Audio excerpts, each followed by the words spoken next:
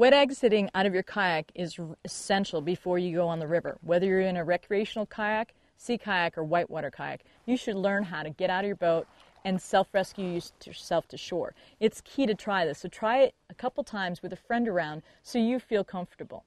Some things to remember when we do wet exit. In this case, if I flipped over at this moment, which I'm not going to do right away, I'm going to bring my paddle to the side, I'm going to tuck forward, and when I'm tucked forward, my head is protected with my helmet. My PFD protects my back. I also then can grab this grab loop, which is your ejection button for getting out of the kayak. So things to remember is tuck, pull, and push. If I tuck forward, I can then pull my grab loop like so. Then I can use my hands to release the grab loop from the kayak and push myself out of the kayak. You want to push yourself totally free of the kayak before you come up for air.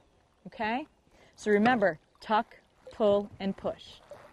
So I'm going to do one now. Let me get my spray skirt back on.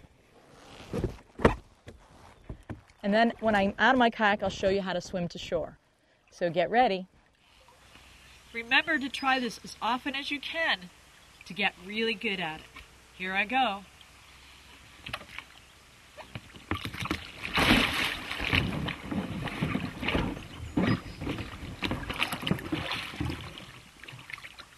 Now I'm upright. I never want to stand up in the river. I'm going to take my paddle you see here at the throat or the neck, and there's a grab loop underneath with my kayak. I'll grab that with one hand, and then I'll use the other hand to pull myself to shore. And I never stand up when I'm in a river. See you later. I'm going to for lunch.